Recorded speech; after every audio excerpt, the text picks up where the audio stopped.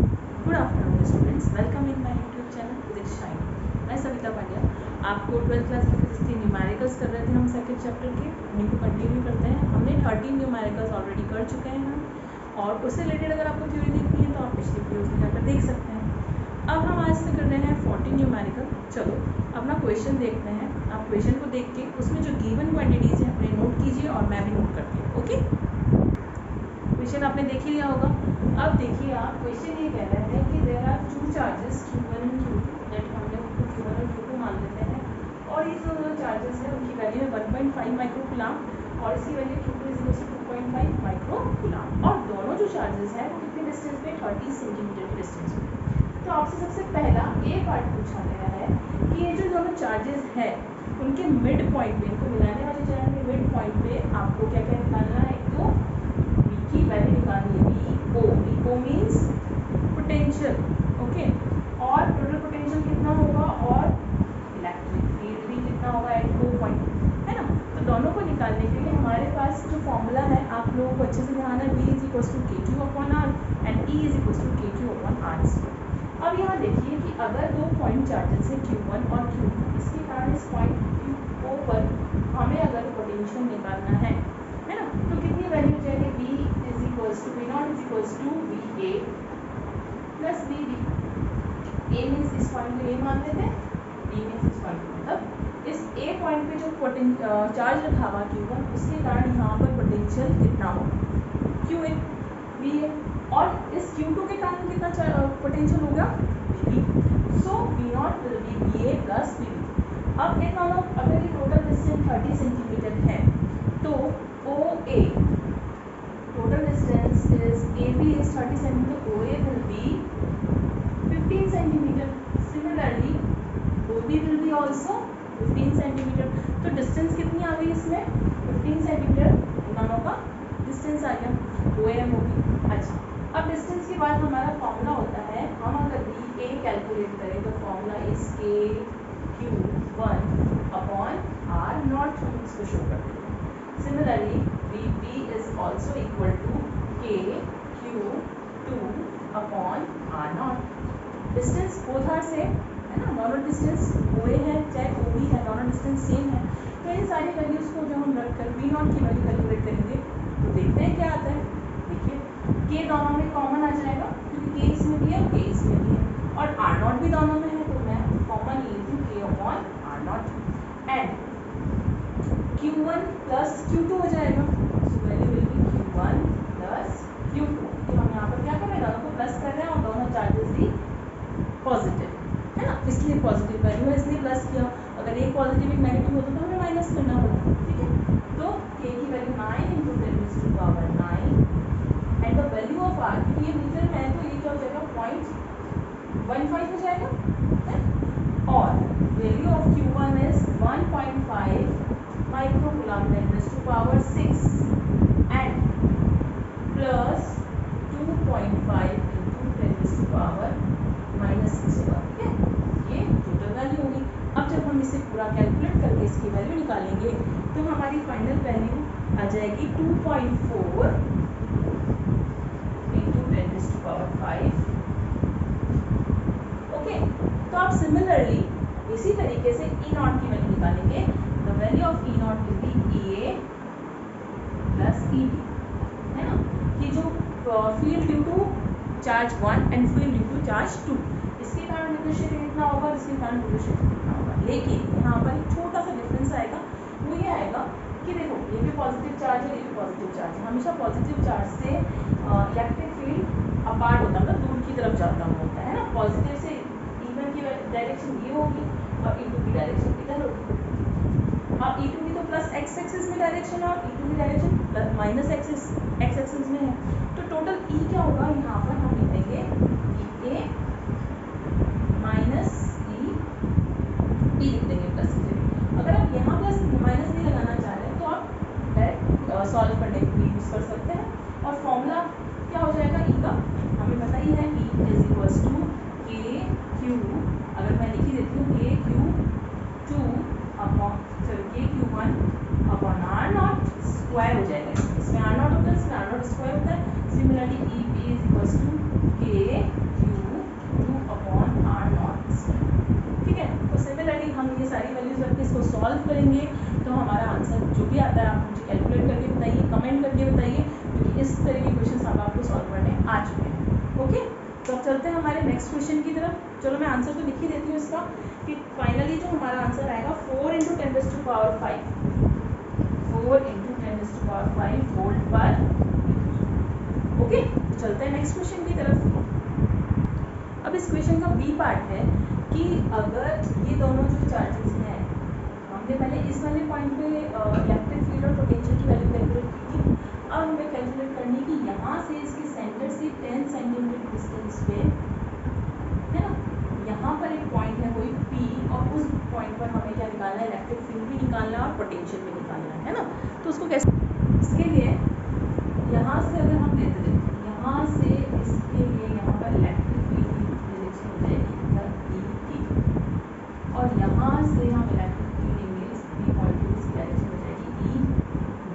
अगर आपको ध्यान हो तो हमने जो डाइपोल के लिए साइन कन्वेंशन में जो वैल्यूज निकाली थी थोड़ा सा उसी तरीके से है, लेकिन अगर हम डाइपोल वाला फॉर्मूला, द्विध्रुव वाला फॉर्मूला यहाँ इसलिए नहीं लगा सकते कि ये जो चार्जेस है 1.5 और 2.5 माइक्रोकूलम जो है दोनों चार्जेस, तो दोनों पॉजिटिव है ना। डाइपोल में क्या होता है, द्विध्रुव में एक पॉजिटिव होता है और एक नेगेटिव होता है, तो उसके लिए हमने 2kb cos थीटा वाले फॉर्मूले डेराइव कर रखे हैं। लेकिन यहाँ दोनों चार्जेस कैसे, दोनों पॉजिटिव है, तो हम वो फॉर्मूला यूज़ नहीं कर सकते। तो नहीं तो हम कर लेते अक्ष पर और निरक्ष वाला जो फॉर्मूला था, अक्ष वाली वैल्यू जो जैसे किया उसके लिए निकाल सकते, लेकिन हमने उसके लिए भी कैलकुलेट किया था, इसी तरीके से इसके लिए भी करना पड़ेगा। ठीक है, तो यहाँ से इलेक्ट्रिक फील्ड की डायरेक्शन इधर होगी, क्योंकि पॉजिटिव से हमेशा दूर की तरफ डायरेक्शन होती है ना, और इससे भी पॉजिटिव से इधर की तरफ, और नेगेटिव चार्ज होता तो उसकी तरफ विद्युत क्षेत्र की दिशा होती, पॉजिटिव टू नेगेटिव होती डायरेक्शन। अब ये पॉइंट है, तो यहाँ हम इस एंगल को, जैसे इस एंगल को हम मान लें कि एंगल थीटा है ना, और इसका हमें निकालना, तो अगर ये एंगल थीटा तो ये भी, लेकिन हम इस एंगल को थीटा नहीं मानेंगे, 2 थीटा मानेंगे। इससे क्या होगा, हमें हाफ नहीं करना पड़ेगा।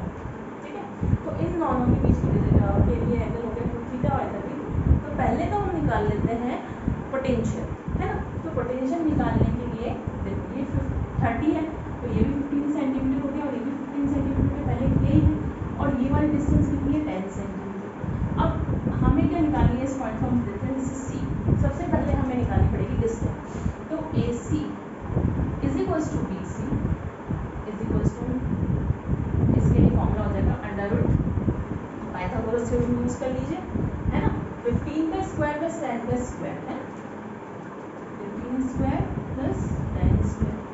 तो अब जब हम इसे सॉल्व करेंगे तो ये आ जाएगा आपके पास 325, है ना, और इस 325 को अंडर रूट 325 में जो हम सॉल्व करेंगे ना, 225 प्लस 100 325 सॉल्व करेंगे तो लगभग ये आ जाएगा नियर अबाउट 18, है ना। तो ये 18 सेंटीमीटर है, मीटर में चेंज करेंगे तो AC जो है जिसको हम R शो कर देते हैं, ये हो जाएगा 0.18 मीटर। ठीक है, अब सिमिलरली जैसे हमने पोटेंशियल पहले निकाला था, आपको उसी तरीके से निकालना है। V is equals to VA plus VB, है ना, और यहाँ पर बस डिस्टेंस चेंज हो जाएगी, K क्यू की जगह 1.5 plus into 10⁻6, 1.5 into 10⁻6 plus 2.5 into 10⁻6, ये तो हो गए दोनों चार्जेस, है ना, और डिस्टेंस कितनी आएगी 0.18। ठीक है, तो इसे कैलकुलेट कीजिए, K की वैल्यू आपको क्या पुट करनी है, 9 इंटू 10⁻9, तो हमारे पास इसकी वैल्यू आ जाएगी 2 इंटू 10⁵ वोल्ट, है ना। देखो उसमें हमारे पास जो वैल्यू है उससे वैल्यू थोड़ी कम हो गई है। अब उसके बाद हमें निकालना है कि ये इलेक्ट्रिक फील्ड कितना होगा, है ना, इसकी वैल्यू कैलकुलेट करनी पड़ेगी। तो इलेक्ट्रिक फील्ड के लिए हम पहले निकालेंगे ई ए की वैल्यू, फिर हम निकालेंगे ई बी की वैल्यू, है ना। तो फॉर्मूला क्या हो जाएगा, ई ए is equals to k Q 1 upon are square. ठीक है, तो और ई बी की वैल्यू क्या हो जाएगी, के क्यू 2 अपॉन आर स्क्वायर। इसे हम यहाँ पूरा सॉल्व नहीं कर रहे हैं, हमारी जो वैल्यू है उसमें डायरेक्ट रख के इसकी वैल्यू निकालेंगे। कैसे कि हमें ई ए और ई बी नहीं निकालना, हमें इन दोनों का रिजल्टेंट निकालना है ना। तो आपने वेक्टर्स का रिजल्टेंट 11th क्लास में किया होगा कि दो जो सदिश होते हैं उनका परिमाण कैसे निकाला जाता है। आर इज इक्वल्स टू, जैसे मुझे निकालना E is equals to under root, क्या फॉर्मूला था, p r square is equals to p square plus q square plus 2pq cos theta, है ना। थीटा की जगह हमने क्या लिया है वैल्यू, इस बार दोनों के बीच में एंगल 2 थीटा दिया हुआ है ना, और ये एंगल इस एंगल के बराबर है, तो ये हम लिख देंगे देखो e a square plus e b square plus 2 e b cos 2 theta. ठीक है, अब देखो यहाँ पर हमें पता ही नहीं कि एंगल कितना है, तो हमें इस एंगल की वैल्यू निकालनी है। कैसे निकालेंगे, इस एंगल की वैल्यू यहाँ इस ट्रायंगल में आएगी। आप अगर ये पूरा एंगल 2 थीटा है ऊपर वाला, तो इसको मैं अगर हाफ ऑफ लिखूँ तो ये भी थीटा और ये भी थीटा हो गया। इसका मतलब ये बेस हो गया हमारा और ये परपेंडिकुलर हो गया, ये आधार और ये लंबाई ऊंच लंबाई है ना। तो 10 बेस हो गया और 15 क्या हो गया हमारे पास, है ना। तो अब हमारे इसकी वैल्यू कैसे निकालेंगे, तो cos थीटा की वैल्यू क्या हो जाती है हमारे पास, cos theta is equals to, और ये हमारे पास 18 हो गया, है ना। ठीक है, तो cos थीटा की वैल्यू यही लिख देते हैं हम, the value of cos theta is equals to 10/18। आप लोग देख ही सकते हैं कैसे आएगा, है ना। आधार बटे हुए कर्ण होता है, लंब नहीं होता, आधार बटे हुए कर्ण होता है ना, तो 10/18।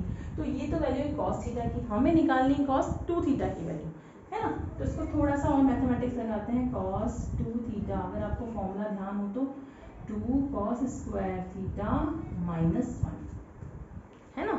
अगर नहीं ध्यान हो तो आप ये फॉर्मूले दोनों नोट कर लीजिएगा। चलो, अब cos थीटा की वैल्यू 10/18 है, तो 2 cos स्क्वायर थीटा -1 को आप सॉल्व कर सकते हैं। फाइनल में आपको वैल्यू लिख देती हूँ, cos जो थीटा की वैल्यू आ जाएगी यहाँ से पूरा सॉल्व के बाद वो आ जाएगी लगभग 56 डिग्री। ठीक है, और अगर आप इतना भी सॉल्व नहीं करना चाहते हैं तो cos थीटा की जगह जो वैल्यू आएगी वो डायरेक्ट रखेंगे, मतलब थीटा नहीं रख के हम cos थीटा की वैल्यू क्या लिखेंगे, 10/अल्फा, है ना। तो उस तरीके से इसकी वैल्यू इसमें रख देंगे। तो हमारे पास जो cos 2 थीटा की वैल्यू यहाँ से पूरा सॉल्व करने के बाद आएगी, देखो इज इक्वल्स टू 2 और ये हो जाएगा 10/18 का होल स्क्वायर -1, तो समथिंग माइनस में 0.3 वैल्यू हो जाएगी 0.382 वैल्यू आएगी। ये सारी वैल्यूज आपको रखनी है फिर से इस वाले में, है ना। k की वैल्यू आपको पता ही है, q1 की वैल्यू पता ही है, r की वैल्यू हमने अभी अभी कैलकुलेट की थी। ये सारी वैल्यूज कैलकुलेट करने के बाद हमारे पास वैल्यू आ जाएगी 6.6 इंटू वोल्ट पर मीटर। ठीक है, तो इस तरीके से आप थोड़ी कैलकुलेशन खुद कर लीजिएगा। ठीक है, तो ये इस तरीके से हम क्या निकाल सकते हैं, पोटेंशियल की और इलेक्ट्रिक फील्ड की वैल्यू कैलकुलेट कर सकते हैं। ये तो हमारा एक न्यूमेरिकल। अब हम चलते हैं हमारे अगले न्यूमेरिकल की तरफ। तो हमारा अगला क्वेश्चन आपने देख ही लिया होगा। इसमें क्या है कि दो गोलीय कोश, है ना, शेल जो कहते हैं स्फेरिकल शेल्स हैं, वो इस तरीके से एक है और एक के अंदर दूसरा शेल रखा हुआ है ना, एक के अंदर एक रखा हुआ है। अब क्या किया है, आपको इस पूरे शेल को क्या किया है, पॉजिटिव चार्ज दिया है, पॉजिटिव क्यू चार्ज दिया है। यहाँ सबसे पहले लिखा है कि हमारा जो शेल है वो कैसा है, कंडक्टर है ना। और जो कंडक्टर होता है उस पर आप जितना भी आप चार्ज दोगे वो कहाँ आए जाके रुकेगा, उसके सरफेस पे होगा, अंदर नहीं होगा। अब जैसे इनकी रेडियस अलग अलग है, इसकी रेडियस है r1 और इसकी रेडियस दे रखी है r2। अब इसमें कहा है कि यहाँ सेंटर पे हमने एक चार्ज लिखा है q, और हमने पॉजिटिव क्यू चार्ज दिया है इसको। अब अगर इसको पॉजिटिव क्यू चार्ज दिया है तो हमने इंडक्शन मेथड में पढ़ा था कि अगर ये पॉजिटिव है तो यहाँ कौन सा चार्ज होगा, नेगेटिव होगा, है ना। और नेगेटिव है तो यहाँ कौन सा चार्ज होगा, फिर से पॉजिटिव होगा, और यहाँ फिर से नेगेटिव होगा, है ना, और यहाँ फिर से पॉजिटिव चार्ज होगा बाय द इंडक्शन, है ना। इसका मतलब ये कितना चार्ज था, क्यू था ना, तो यही क्यू चार्ज वापस पूरा बाहर उतना की उतना ही चार्ज डेवलप होता है ना, तो ये पूरा क्यू चार्ज यहाँ डेवलप होगा। तो टोटल बाहर चार्ज क्या हो जाएगा, क्यू प्लस क्यू। अंदर का चार्ज है क्यू, बाहर वाला चार्ज है क्यू प्लस क्यू। अब आपसे पूछी गई है आवेश घनत्व, पृष्ठीय आवेश घनत्व, है ना, सरफेस चार्ज डेंसिटी। अब सरफेस चार्ज डेंसिटी क्या होती है, sigma is equals to Q, जो भी चार्ज है क्यू बाय ए। शेल है, स्फेरिकल शेल है, एरिया क्या हो जाएगा 4πr²। अंदर वाले का एरिया क्या हो जाएगा, इनर के लिए हम लिखेंगे तो इनर सरफेस के लिए हो जाएगा 4 पाई r1² और आउटर के लिए क्या हो जाएगा, बाहर वाले के लिए 4 पाई r2²। अब बताइए अंदर वाले के लिए क्या वैल्यू जाएगी, अगर मैं निकालूं इनर सरफेस के लिए sigma 1 is equal to Q, कितना है चार्ज कितना है, क्यू ही है अंदर वाले में, तो क्यू अपॉन 4 पाई r1²। ठीक है, अब हम बात करते हैं बाहर वाले की, तो बाहर वाला सरफेस कैसा है, स्फेरिकल ही है, लेकिन इसमें चार्ज अब क्या होगा क्यू प्लस क्यू, तो सिग्मा 2 की वैल्यू लिखेंगे आउटर के लिए, तो क्यू प्लस क्यू अपॉन 4 पाई r2²। ओके, तो ये क्वेश्चन तो क्लियर हो गया होगा आपका। अब इसी का ही सेकंड पार्ट करते हैं, इसको इरेज करते हैं। 15 क्वेश्चन का सेकंड पार्ट कहता है कि अगर कोई भी जो शेल है वो किसी भी शेप का हो, अब हमारा स्फेरिकल नहीं है, स्फेरिकल के लिए तो हमने अभी अभी कैलकुलेट किया था, अब हमारा शेल कैसे किसी भी शेप का, जैसे हम कोई भी इरेगुलर शेप ले लेते हैं, ये लेंगे, ठीक है। इसके लिए हमें ये बताना है कि इसमें इलेक्ट्रिक फील्ड जो है, अगर ये चार्जलेस है, इसमें कोई आवेश नहीं है, कोई भी आवेश नहीं है, तो इलेक्ट्रिक फील्ड की वैल्यू इसमें कितनी होगी। तो चाहे कोई सा भी शेप हो, हम सबसे फर्स्ट बात क्या कहते हैं बाय द गॉस लॉ कि हमारे पास नेट चार्ज होना चाहिए, नेट चार्ज होगा तो ही फ्लक्स होगा, और फ्लक्स होगा तो ही इलेक्ट्रिक फील्ड होगा। अब ये सबसे पहली कंडीशन क्या दे रहे हैं इसमें कि ये कैसा है, आवेश रहित है, चार्जलेस है, देयर इज नो चार्ज, है ना। आवेश रहेगी तो सिंपल सी बात है क्यू विल बी जीरो, चाहे कोई सा भी शेप हो ना, अगर क्यू जीरो है तो there is no electric field and the value of the electric field is zero. ठीक है, अब चलते हैं हमारे नेक्स्ट न्यूमेरिकल की तरफ। नेक्स्ट क्वेश्चन है कि हमें एक सिस्टम दिया गया है हाइड्रोजन का। हाइड्रोजन में क्या होता है, एक प्रोटॉन होता है और एक इलेक्ट्रॉन होता है ना। 18 क्वेश्चन हम इसलिए कर रहे हैं क्योंकि 16 और 17 के डेरिवेशन ऑलरेडी मैंने पहले वाले वीडियोस में करा रखा है, तो आप उसमें से जाकर देख सकते हैं। ठीक है, तो हाइड्रोजन के लिए 1 प्रोटॉन एंड 1 इलेक्ट्रॉन है। अब इस सिस्टम में इन दोनों के बीच की जो डिस्टेंस दे रखी है, रेडियस मान लो कितना है, जैसे यहाँ पर पॉजिटिव है ना, प्रोटॉन है, this is proton and here is electron और the distance between both is 0.53 angstrom. Okay, अब हमें ये कहना है कि ये जो इलेक्ट्रॉन और प्रोटॉन का जो सिस्टम है, इसकी हमें पोटेंशियल एनर्जी कैलकुलेट करनी है इलेक्ट्रॉन वोल्ट में, है ना। तो हमें निकालनी है पोटेंशियल एनर्जी। पोटेंशियल एनर्जी का फॉर्मूला क्या था, U is equals to K Q1 Q2 upon R, simple formula है। So what is the value of K, 9 × 10⁻⁹। Q1 की वैल्यू कितनी रखेंगे हम, चार्ज अगर प्रोटॉन का है तो 19 coulomb, 1.6 × 19 coulomb, and the value of Q2 will be 1.6 × 10⁻19 coulomb. तो अब आप इन सभी वैल्यू से, sorry R is equal to 0.53 angstrom को 10⁻10 मीटर लिखेंगे। इन सभी वैल्यूज को यूज करके जब आप U की वैल्यू कैलकुलेट करेंगे तो आएगी 27.2 इलेक्ट्रॉन वोल्ट। ओके, तो ये तो बहुत सिंपल सा था। अब इस क्वेश्चन को थोड़ा सा और घुमाया हुआ है ना, ये तो ए पार्ट था, अब हम करेंगे इसका बी पार्ट। इसका नेक्स्ट पार्ट ये है कि जो हमने एनर्जी दी थी, ये पोटेंशियल एनर्जी हमने कैलकुलेट की थी -27.2 इलेक्ट्रॉन वोल्ट। अगर जो इलेक्ट्रॉन है यहाँ पर पॉजिटिव है और यहाँ पे अपना इलेक्ट्रॉन है, यहाँ पे प्रोटॉन है, इसको हम फ्री करना चाह रहे हैं, इसको यहाँ से दूर ले जाना चाह रहे हैं। दूर ले जाने के लिए हमें क्या देनी पड़ेगी, इसको एनर्जी, और एनर्जी कितनी देनी पड़ेगी वो हमें कैलकुलेट करनी है ना। तो जितनी इसकी एनर्जी सिस्टम की, उतनी एनर्जी इसको दे दी जाए तो ये बाहर चला जाएगा। तो इस सिस्टम की एनर्जी कैसे निकालेंगे कि हमें इक्वेशन में दिया हुआ है कि जो काइनेटिक एनर्जी है, काइनेटिक एनर्जी है वो इस पोटेंशियल एनर्जी की हाफ है। हाफ में 27.2 हो जाएगा 13.6 इलेक्ट्रॉन वोल्ट। ठीक है, तो टोटल एनर्जी क्या हो जाएगी, E will be K plus U, 13.6 minus 27.2 तो माइनस 13.6, नियर अबाउट इसकी वैल्यू आ जाएगी। इसका मतलब अगर हमें इसको रिलीज करना है तो फ्री द इलेक्ट्रॉन, हमें कितनी एनर्जी देनी पड़ेगी, इतनी ही एनर्जी देनी पड़ेगी। तो और फ्री करने के लिए हम उसको ई नॉट की एनर्जी को 0 मान लेते हैं, है ना, फ्री करने के बाद 0 हो जाएगी एनर्जी। तो हमारे पास एनर्जी हो जाएगी e dash will be e naught minus e, तो 0 minus 13.6 electron volt and the energy will be 13.6 electron volt. मतलब अगर हम इस इलेक्ट्रॉन को 13.6 इलेक्ट्रॉन वोल्ट एनर्जी दे तो ये कैसा हो जाएगा, फ्री हो जाएगा। ओके, अब इसी क्वेश्चन का जो सी पार्ट है उसमें हमें जो डिस्टेंस दे दी है, यहाँ तो हमें पहले 0.53 दिया हुआ था एंगस्ट्रॉम, उसकी आर की वैल्यू चेंज कर दी 1.06 कर दिया, है ना। और R की वैल्यू चेंज करके फिर से यही क्वेश्चन वापस से रिपीट किया है कि U कितना होगा और E कितना होगा, तो हमें वो कैलकुलेट करना है। इसके लिए वैसे भी आपने ये वाला कैलकुलेट कर ही लिया, तो इसके बेसिस पे आप उसे भी इजीली सॉल्व कर सकते हैं। अब चलते हैं नेक्स्ट क्वेश्चन की तरफ। नेक्स्ट क्वेश्चन है हमारा 19 क्वेश्चन, और 19 क्वेश्चन में हमें क्या करना है कि हमें हाइड्रोजन दिया है ना, जिसमें 2 हाइड्रोजन मॉलिक्यूल है, और इस हाइड्रोजन मॉलिक्यूल में से हमने क्या किया, एक इलेक्ट्रॉन इसने किसी को दे दिया, ठीक है। तो इलेक्ट्रॉन देने पर ये बन जाएगा हाइड्रोजन आयन। इस हाइड्रोजन आयन में हमें सिर्फ एक सिंपल सी चीज कैलकुलेट करनी है, पोटेंशियल एनर्जी। वो भी किसकी, कि इसके जो दो एनर्जी लेवल्स हो गए ना, उसमें दो प्रोटॉन्स के बीच की डिस्टेंस दी हुई है हमें 1.5 एंगस्ट्रॉम, है ना। और इन दोनों प्रोटॉन से यहाँ किसी डिस्टेंस पे इलेक्ट्रॉन है जिसकी डिस्टेंस दी है 1 एंगस्ट्रॉम, है ना। Angstrom means 10⁻⁻10, 1 angstrom is here.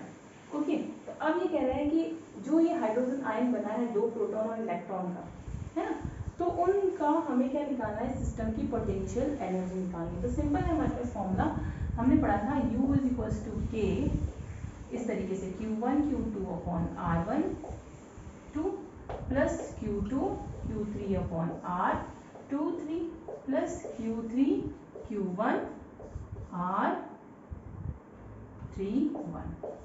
Okay, अब यहाँ पे देखो 1 2 क्या, इसको 1 मान लेते हैं, इसको 2 मान लेते हैं और इसको 3 मान लेते हैं, सिंपल है।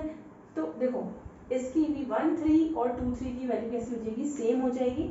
और Q1 क्या आ जाएगा हमारे पास, Q1 बराबर इलेक्ट्रॉन, पॉजिट्रॉन है ना, proton. Q2 is also proton and Q3 is electron. Electron means -e। हमें सिर्फ इसमें यहाँ वैल्यूज रखनी है, तो 9 × 10⁻⁹। अच्छा, ये दोनों वाली जो पोटेंशियल एनर्जी होगी दोनों की वो सेम होगी, और एक Q1 Q2 वाली अलग होगी, तो हम लिख देंगे E²।